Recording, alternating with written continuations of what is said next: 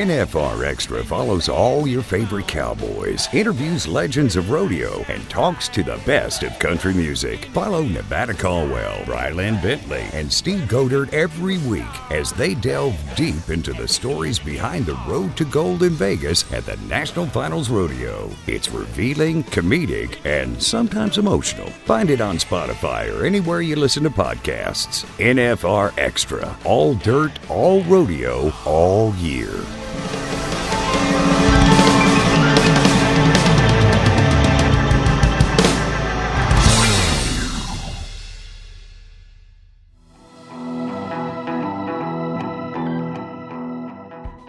NFR Extra, episode 71. We are 2 weeks away from the Wrangler National Finals Rodeo in Arlington, Texas. Triple B, I know you're excited. Mr. Godert, I know you're excited. Even though this is COVID times, how ready are you for this, Miss Ryland Bentley? You know, I am ready to go. Things are getting packed and loaded to head to Texas, which is a little different for us being from Las Vegas. You know, usually packing is not so much. You don't realize how much you take for 10 days. And the Junior World Finals is ready. We have contestants entered. It's going to be a great show. Godert, are you ready to get in front of that microphone for Junior World Finals? Yeah, I'm ready to rock and roll, man. I think it's going to be cool. This is definitely... well, I don't want to say for sure a once in a lifetime experience, but in my, 40 years that I've been alive, and the last few years going to rodeos and going to Vegas and working the Junior World Finals, this is definitely going to be different. So it's going to be, I think, a pretty neat experience, and I'm looking forward to it. Obviously, the guest we bring on here, Mr. Cody Johnson, who has, over the time of playing in Vegas, South Point, Hard Rock Hotel, just kind of moving up the ranks in the rodeo Western lifestyle world with his music, is now Mr. Big Time, right? And now in his backyard, Texas. What a great guest we brought on to this episode. Yeah, no, it's going to be cool. And a lot of the people that we have, like you mentioned, Envy, it's in their backyard, and I think that they're excited to have this in Texas, and, they're going to kind of pull all the stops and show a lot of that Texas hospitality that I'm looking so forward to being around. No doubt about it, man. This has definitely been a weird time. I can't believe we're saying it's 2 weeks away. We're finally here. And, what's cool about Kojo is he talks about a lot of things, right? He doesn't talk about playing in Texas and, promotional kind of material for himself about what's going on in Texas during the NFR. Man, we dive in a lot of cool stuff about Mr. Cody Johnson. For sure. And what was neat is he is truly, I liked his music before, but I became a Cody Johnson fan after this deal. I think I kind of said that about some of our other guests too, but just down to earth, man. Just a good, solid guy. And it was interesting to see his take on it too. How hard this got hit him when he talks about the initial phases of going through all this. And, it's kind of like, when you just warehouse somebody of that caliber and of that talent, that's a bummer, man. Those are big shows. Every show that he missed was an opportunity to expand his audience, to get out there and to work on new stuff and new experiences. So this deal has definitely been something that is not, it's just holds no bias. Yeah, I agree with you. I've become fans of many folks in this Western lifestyle thanks to this podcast, and I am for sure a fan of Cody Johnson. Just hanging out with that dude, what he means for the business, and really he's about as a regular guy as you could possibly get. And I know he fills up giant football stadiums, sells out arenas around the country, but it didn't seem like that sitting on this podcast. No, and it never does. Even when you go to a Cody Johnson concert, I've been to multiples. I went to South Point, I went to Hard Rock, and both of those, it's such a personal experience. If you've ever been to a George Strait concert, you understand what I'm talking about. And Cody Johnson has just taken that and put it to the next level. And now being in Billy Bob's, somewhere that holds so much history, I'm pretty excited to watch what he has to offer in this venue. Yeah, I can agree. In fact, let me add to that, because when I see on social media his concerts, that when they share them and stuff like that, me not being the biggest country music fan, but I love great live performances, I feel like, FOMO, when I feel like I should have been there listening to Cody Johnson play in that facility, wherever he's at. This is a great episode, great times, heading towards the NFR. Enjoy. But up next, Ryland Bentley's Rodeo News of the Week.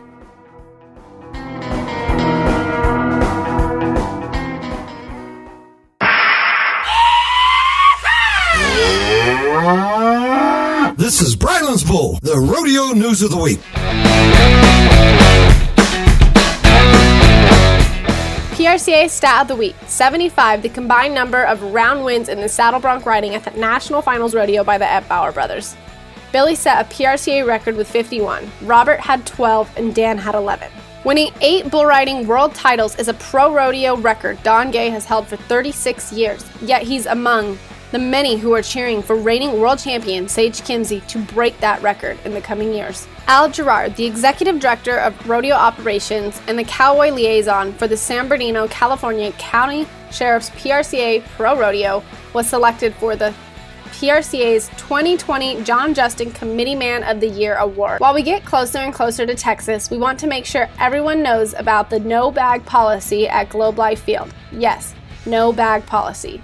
Be sure to share this with your friends, family, and anyone you know going to 2020 NFR.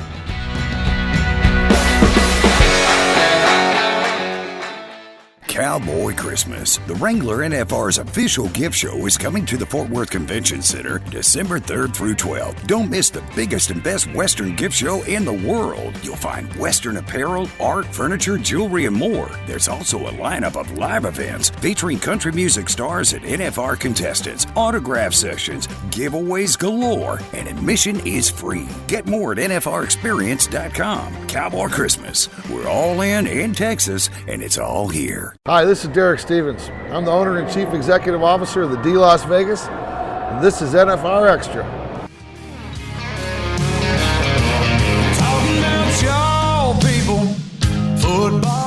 Former amateur bull rider who began releasing albums while working as a prison guard in Huntsville with more than 1.7 billion career streams globally, Johnson continues to establish himself as an upcoming country star. With ACM and CMA new artist nominations to his name, he sold out 40-plus headline shows in 2019 alone. He has received critical praise from outlets such as the New York Times, Associated Press, Billboard, Rolling Stone, and more, with Music Row claiming this Texan just might be the future of real country music. Cody Johnson, welcome to NFR Extra. Thank you very much. Kinda welcome.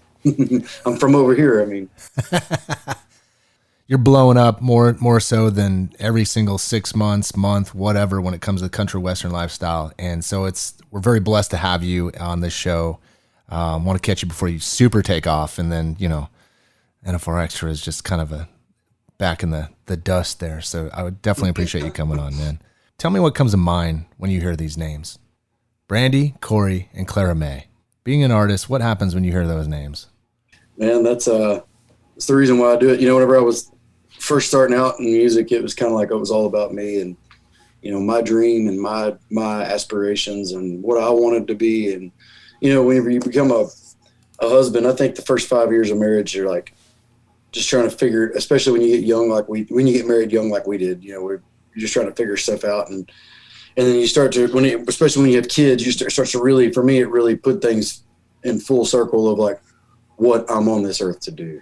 Obviously I feel like I get to play music for a reason. I get to reach out and talk to people in different ways through my songs and through my lyrics and bring light to people whenever they're having a bad day when we get to go out and actually tour. And, but realistically in the back of my mind, it's all for, I'm no different than a coal miner swinging an axe. I'm trying to provide for my family, and they keep me grounded. They really keep me. That sense of purpose is way greater for me than getting a Grammy or something. In other words, that sense of accomplishment comes from looking at them and knowing that I'm doing what I'm supposed to be in this world to do to provide for them. So that's pretty much. I mean, they make the whole wheel turn.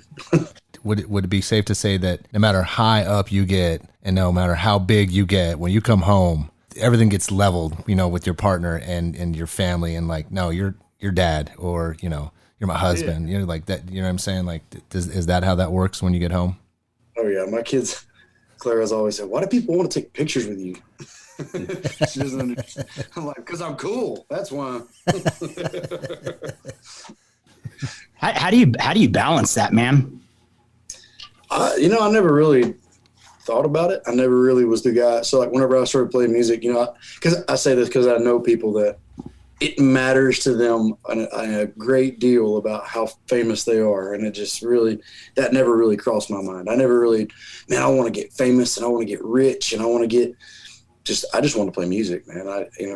When you see me on stage and you see me put that on, that's really, I mean, that's just what's contained inside of me all the time. That, you know, that's real. It's not fake or put on. So, you know, I don't know, when we've been touring hard in the past and, you know, every day's a different state. And every time you step off the bus, there's a line of people wanting a picture and autograph. It can get a little bit surreal. It's a little, you're like, dang, you know, how did we get here? You know, I mean, it seems like just yesterday, nobody even wanted to play my stuff on the radio. So it's pretty crazy, but I think the balance comes from like, I really don't just eat it up like some people do. You know what I mean? Like it's not the end of the world if you're not famous in my mind. I'm a pretty normal guy, so it's pretty easy to balance. Nice. What has your experience been like starting the Cody Johnson Band with your family and your father?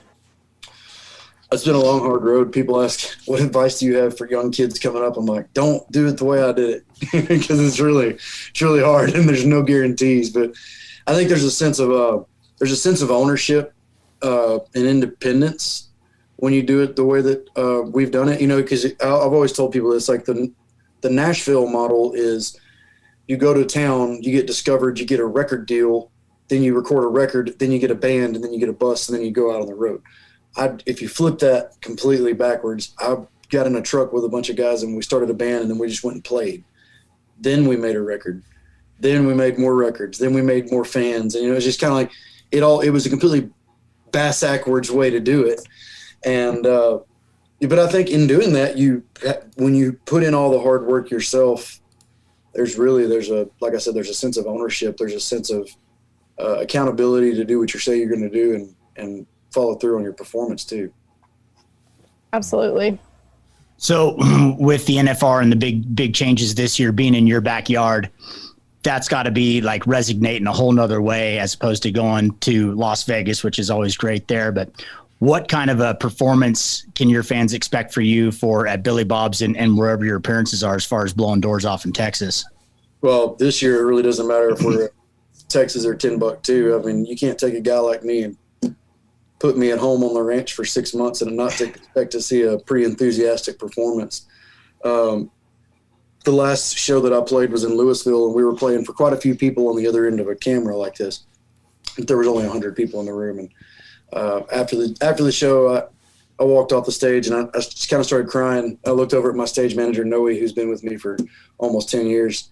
He's like, "It's all right, man." I was like, "Well, I pretended there was a lot more than 100 people in here." And he's like, "You know, you couldn't tell it on stage," but it hurt my heart a little bit because, you know, I'm very much addicted to what I do. So like whenever you've seen me performing, you've seen videos of me performing in front of these 10s and 20 and 30,000 people. That's me getting to mainline my addiction, my drug. So it is going to be a very enthusiastic performance just for the simple fact that I'm going to pretend we're playing in Gillette Stadium. It doesn't matter if it's Billy Bob's. I'm going to come out swinging. Nice. So you've essentially been on rehab since COVID as far as taking the adrenaline drip away from you. I've been doing farm fit. Nice. People talk about getting healthy doing CrossFit during the summer. I'm like, come sit on a chainsaw with me for a couple months. See? Hey, Coach, I love that you play as if the arena is always packed. Always give them a show.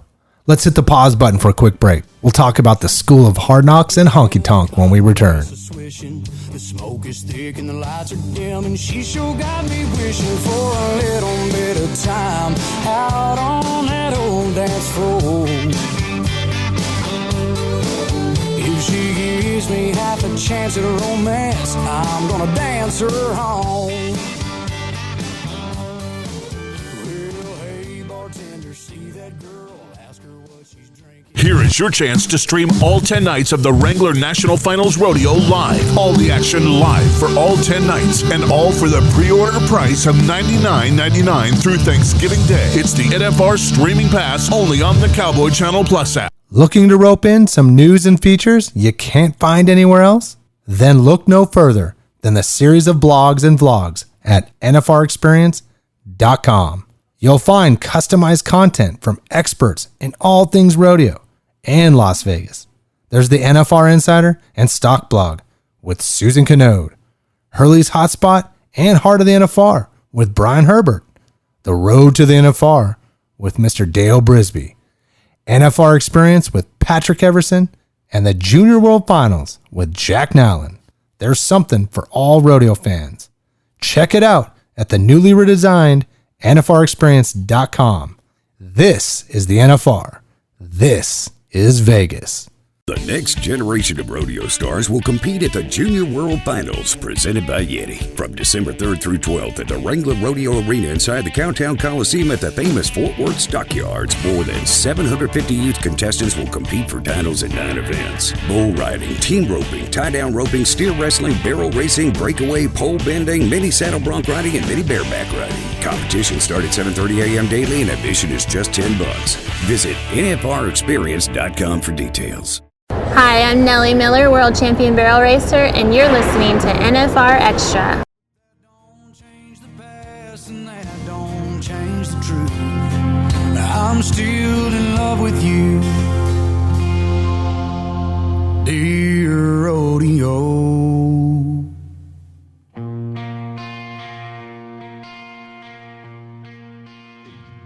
We are back with Warner Music Nashville recording artist Cody Johnson. The former bull rider sold out Rodeo Houston in 2019 with over 74,177 in the house. Amazing.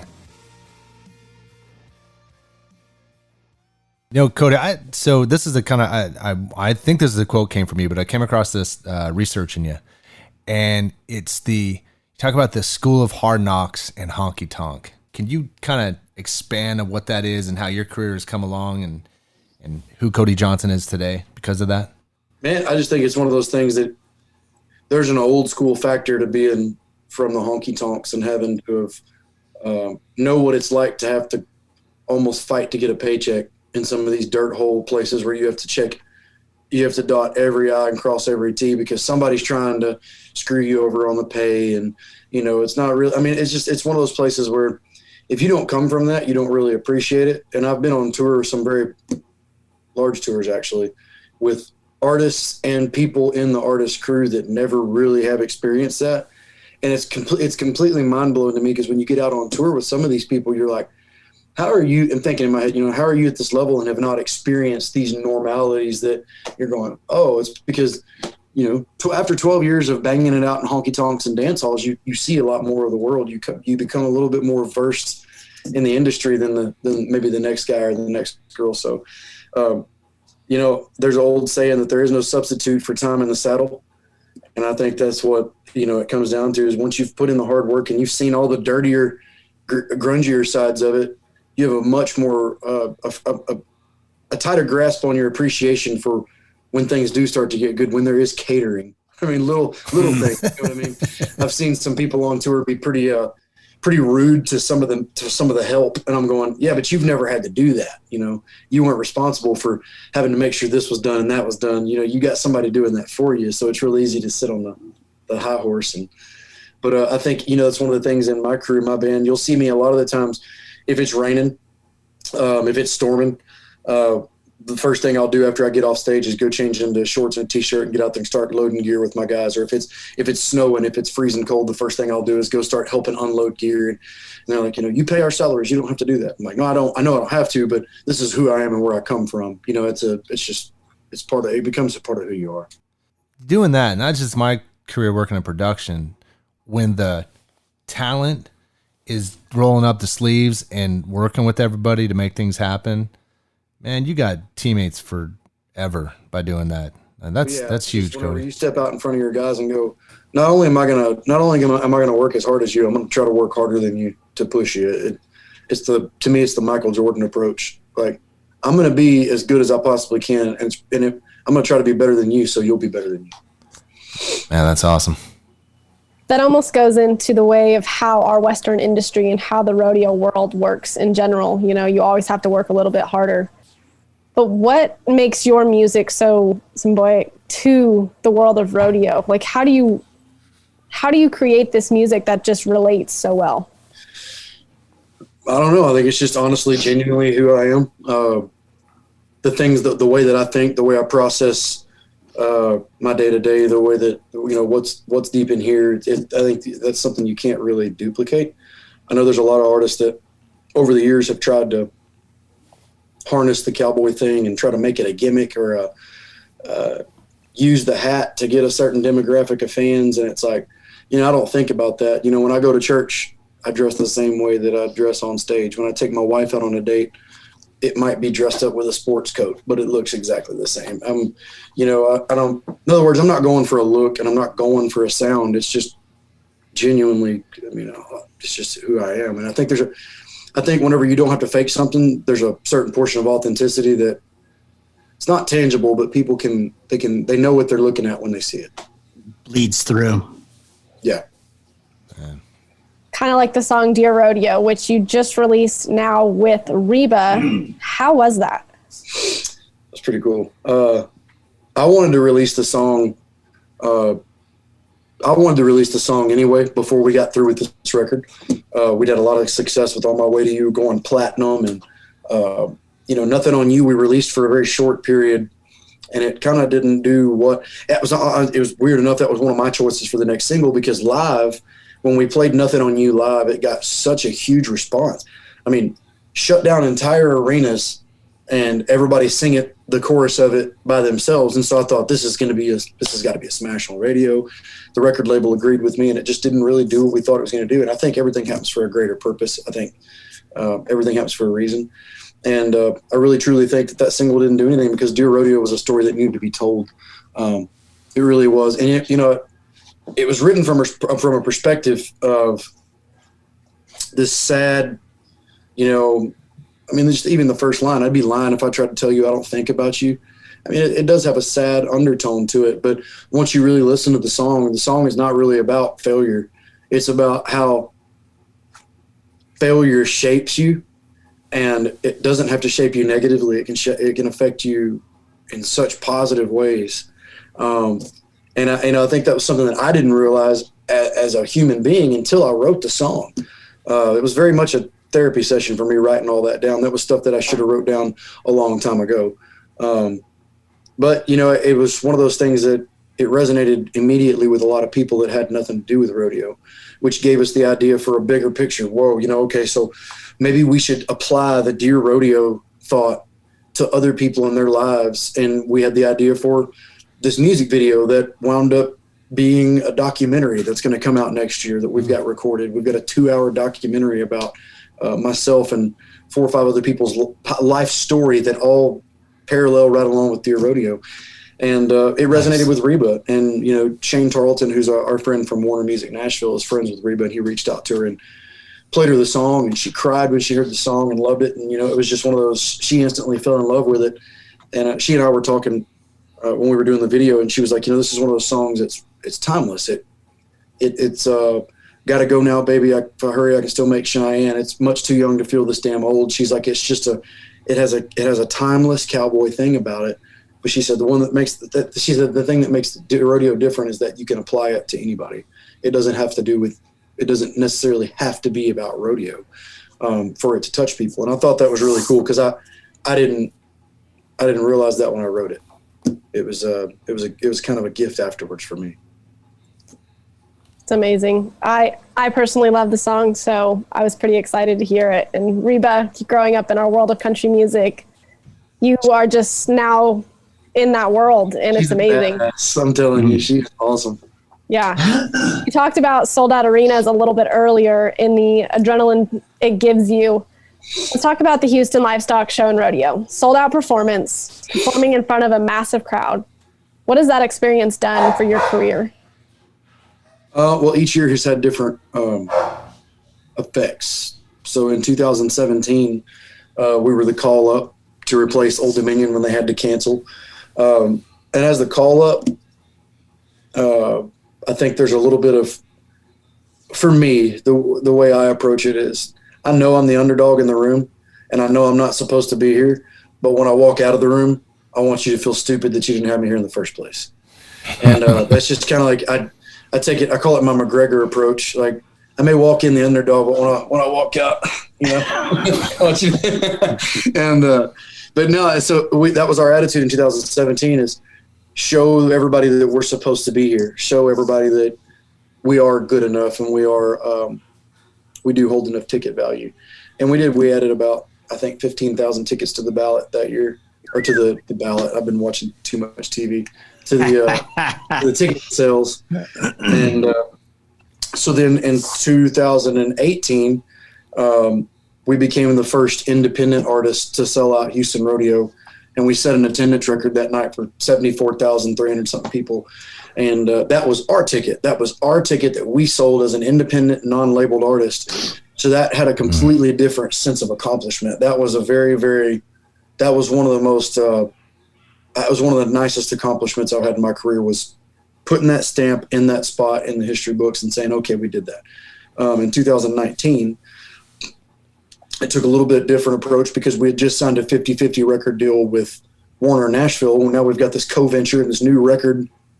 And we were realizing that, all those years of being independent and really sticking to my guns and not compromising where I shouldn't have compromised, it really paid off, because this record deal doesn't feel any different than being independent. Right now I've got 18 songs recorded and ready to go to mastering for my next record. And not a single person from Warner Music Nashville has even asked me about the record, except for when's it going to be done. So, I don't think a lot of people have the opportunity in Nashville to get that kind of creative freedom. And I think that Houston Rodeo played a huge part in giving me that. We earned it. Kojo, you are for sure riding a wave of success. We'll stop right there for a quick break. This is true. Sometimes I think an old preacher man should like to do a little walking too. 'Cause I ain't asking nobody for nothing. Yeah, I can't get it on my own. If you don't like the way I'm living, just leave us on your country alone.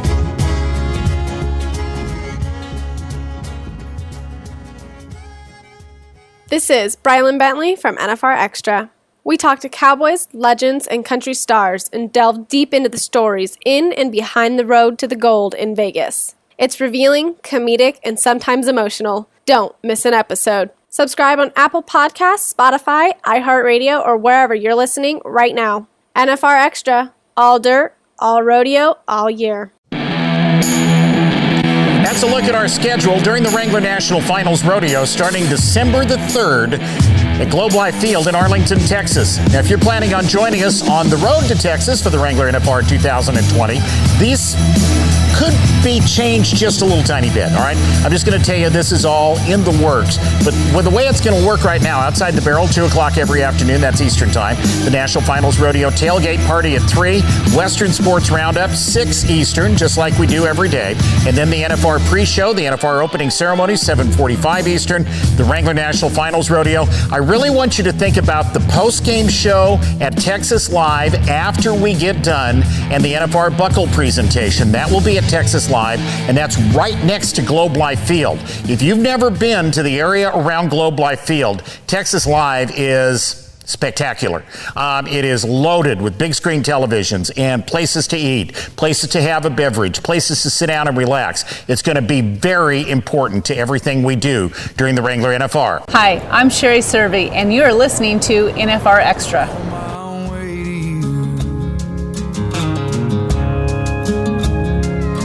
All the stars I've seen, all the songs I've sung, all the beers I've... Cody Johnson is here on NFR Extra. Johnson has accrued a staggering 970 plus million on-demand streams over the course of his career, and he is just getting started.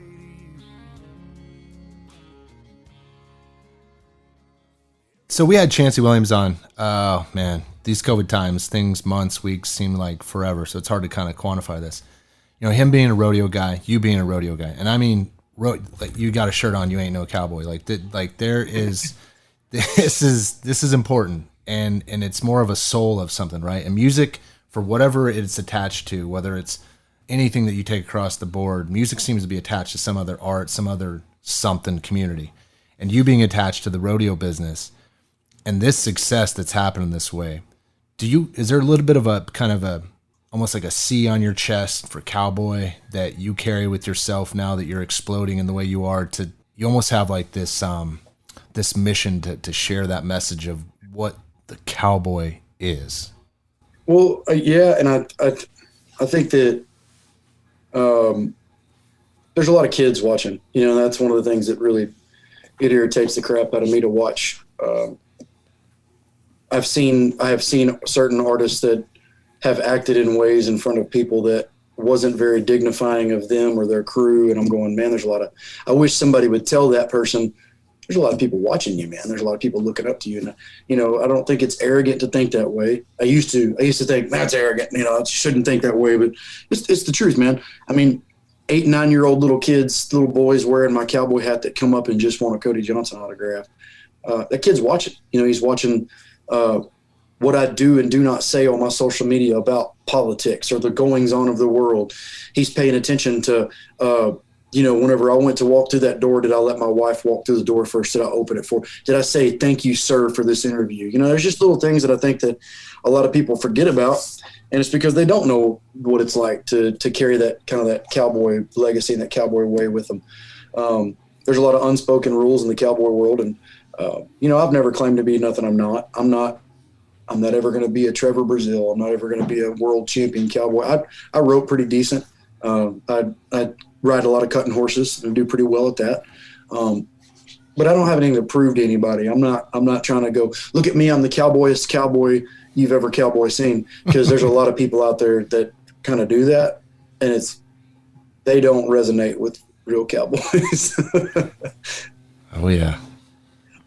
Kind of riding off of NV's coattails there, we've had a lot of artists on this show, and going back to what you said too, you've already got a new album set to go, but nobody seems to do anything like on a cookie cutter sort of way. So how do you go about writing your songs and putting that together in the process on that? Oh, it's always been different. So if you go back to like Cowboy Like Me, that record, I had a publishing deal in Nashville through Tim DuBois for 4 years, and I was writing, 3 and 4 songs a month, just write, appointment after appointment of writing.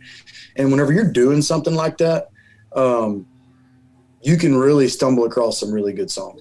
Like, if you're swinging a golf club, eventually you're going to start to hit the ball really well, 3 out of the 5 times you swing it. So there's a reason for repetition when you're writing songs, is because you kind of program your brain. Everything you say and do starts to come out like a song at that point. But then there's a point where you can get too saturated in song. All of a sudden you're just writing and you're just, we have a saying, it's like, well, you wrote the hell out of that. You know what I mean? Like whenever you could tell something was really, it was written, it didn't come out, and I'm like, well, I wrote that, man. You don't want to just go in there and just write. And I think that I had at that point, it's like an epiphany hit me. Like if I had written all the best songs, that'd already be on all my records, and I'd have 20 something number ones. So where are the rest of these good songs at? And at the time in Nashville, there was a lot of people that were saying we can't get songs cut in Nashville because people are telling us they're too country. And so we put the word out this last record of send us everything that doesn't get approved by a record label. Send us everything that radio will never play. Send us that stuff, because we're going to cut it, because I'm not here to answer to that. I want to make music that I believe in. So you get artists like Travis Meadows and Brett James and Tony Lane and Jeffrey Steele, and I could keep going. I mean, some of these artists are incredible. Some of these songwriters are incredible, and they've got stacks of stuff this thick at home that nobody can cut. Artists will tell them, man, I wish I could cut that, but no way my label would allow it. And I'm going, well, we have freedom over here, so send us everything. Yeah, and it was really cool, because at that point now I'm getting to listen to some of these songs. There was 3 songs by a guy named Matt Rogers, fairly new writer out of Nashville. I say fairly new. He's a younger guy. He's from up north somewhere. So a lot of his pictures that he painted were very northern. He said red maple tree in a song. I've never seen a red maple tree outside of the times I've been to Canada. So we changed that to a hickory tree. He said smallmouth bass, and I said catfish. Just little scenery stuff that it made it feel more like me. Well, then I dove further into some of these songs and changed whole paragraphs and whole sentences of that's what I would say. But if you and I would have wrote this song together, I would have written it like this. And they allowed me to change those songs, even though I wasn't technically a writer on them. They allowed me to change those songs and adapt them to myself so that it became more, it just had a little bit more flow to it. So as opposed to pulling teeth, you're kind of going in there and cleaning it up a little bit on that side of it. Yeah. I mean, and it's really helpful to have songwriters that are open to you changing their art form, which is really rare. But it comes down to the fact that they're so happy to get a cut on a country record. I mean, they're like, man, whatever you want to do to them. So it's been really fun I think it's like a left brain, right brain thing, getting to dive into that creative process versus writing it on a blank sheet of paper. Man, it is so cool to hear how songs come together. We got to take a break. Let's talk Kojo and the pandemic after that. So hold me tight and make that wish and pray that it comes true. Now I ain't sure of much, but this I know.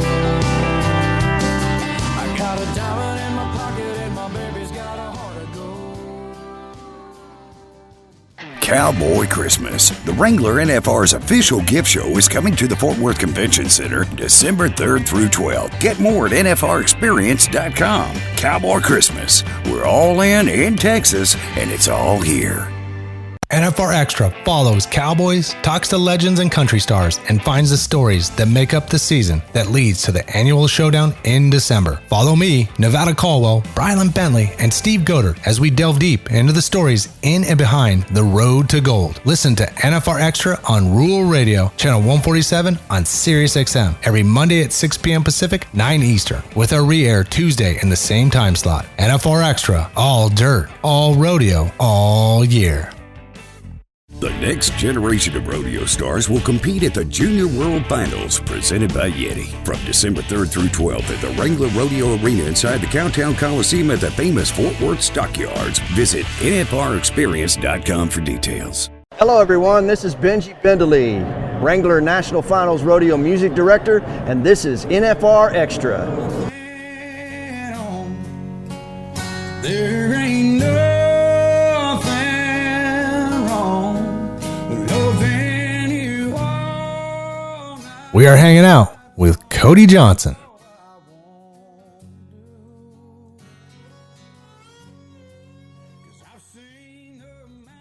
So I'm sure you've been asked this a lot, but obviously 2020 has been crazy. Where were you when you got the Rona news, and what have you been doing since? I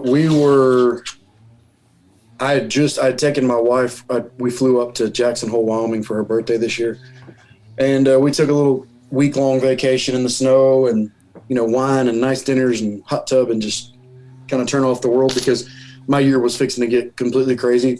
We were fixing to play 2 of the highest paying shows of the year. And we got back in town and Houston was canceled the day before. And so I was pretty irritated and pissed off about that.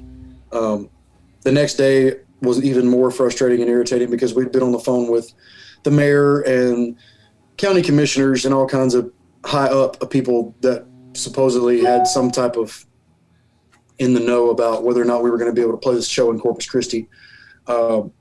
And realistically what happened was we got there, all the band sound check. I'd already had time to eat my lunch. I was working out. I just got through working out outside. It was a beautiful day. We had about 5,000 people standing in line.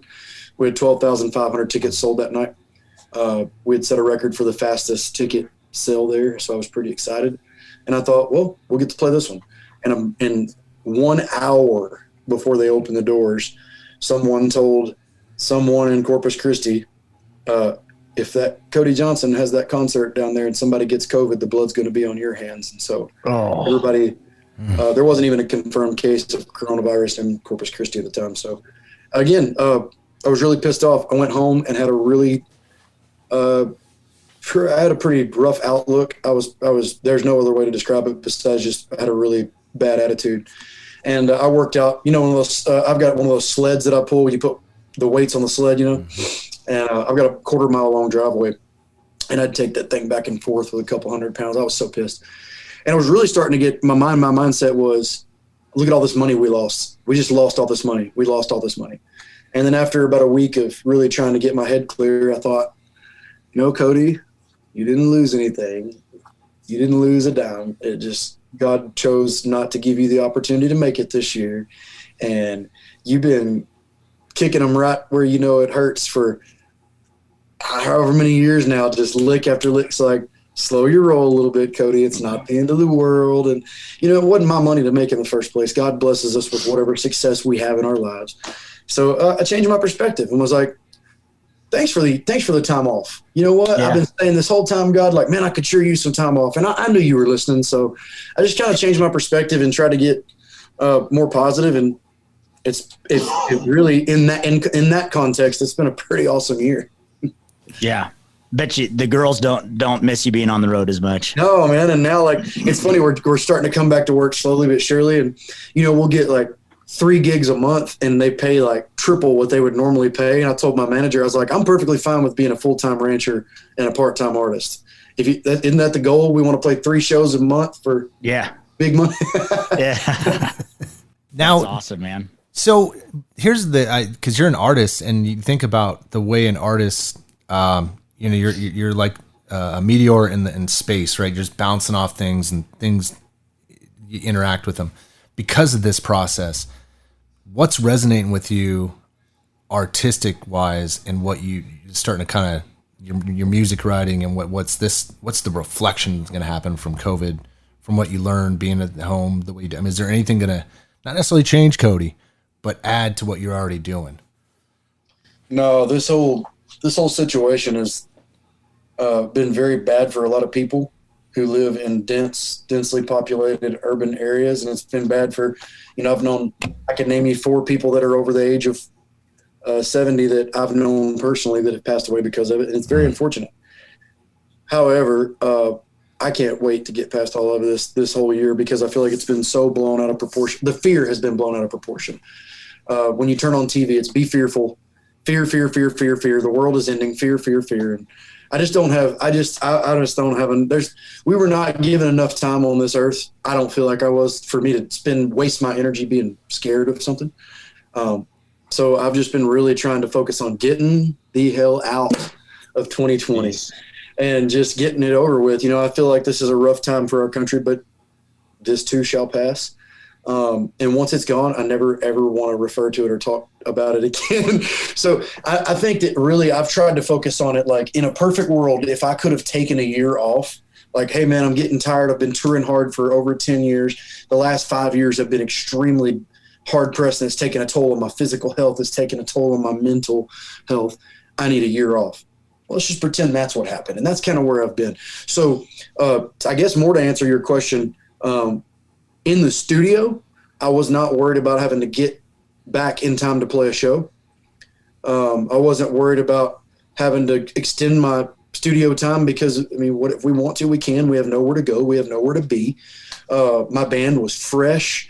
I was fresh. 12-hour days in the studio didn't feel as bad because, hey, man, we're getting to go to work.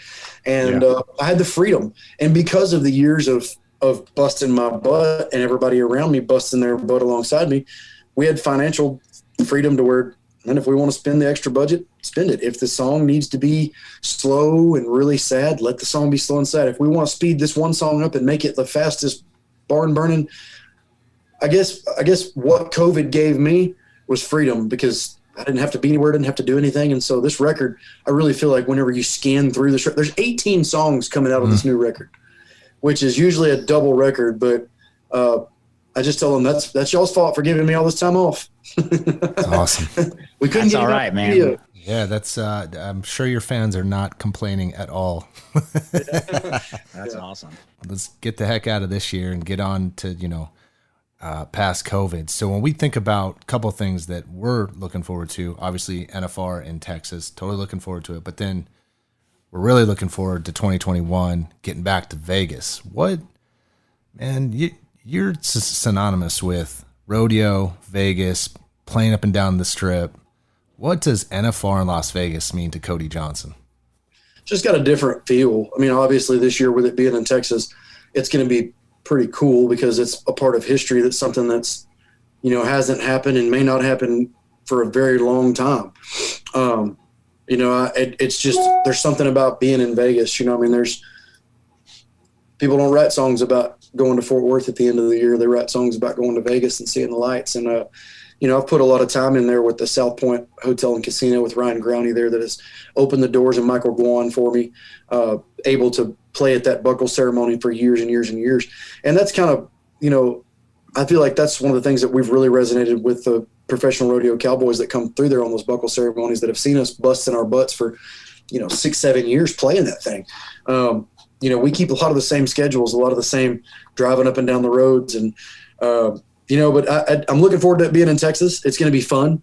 But then next year I'm looking forward to going back to Vegas, because if it goes back to Vegas, that means we are going back to 100% normal. Yeah, but the crazy part for you, man, is we've been watching you go from South Point Showroom, right, Hard Rock, and now, I mean, like, eventually you're, Allegiant Stadium. I'm just making things up here. We always played in the big arena. We always, every time we go into a place, like, it's funny you said that. When we played the Hard Rock last time, I'll be like, you see that out there? That's where we're playing. When we've played arenas next to football stadiums, I always tell my guys, that's where I'm going to be tonight. That's where I'm at in my head. So just know that. We played the Gramercy in New York City, and it was at the Gramercy, or no, it was Irving Plaza and then Gramercy. And both times I was like, I'm in the Garden tonight. I don't know where y'all are at, but that's where my head's been. That's where I'm going. Man, it's awesome. And, I remember, because I've been with Las Vegas events, I think, for 8 years now, doing the Junior World Finals. And it was when we were in the North Hall of the Cowboy Christmas, and you were playing on the small stage, just, I think you and maybe one other guy, just guitars. And When You Give a Cowboy a Kiss, you played that one. And that was, I think, a newer song at the time. And it was like Cody Johnson just walking around. And now you try to do that, son. You ain't going nowhere. You're getting mauled.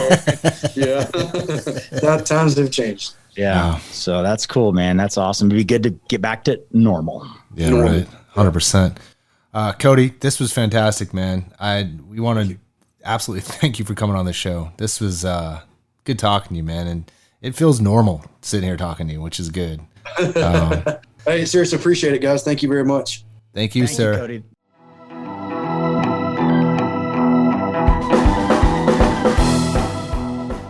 We wanted to thank Cody Johnson for hanging out with us on NFR Extra. Want to experience more of the NFR? Then visit nfrexperience.com.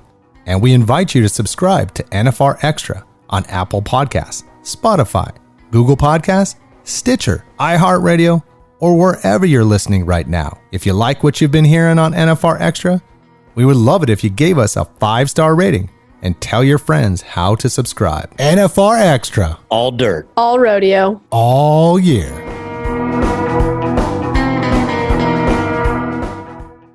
Gotta make it out to Vegas, where the big boys roam, with the rovers and the racers and the bulls and the broncs, and the ladies in the skin-tight Wranglers and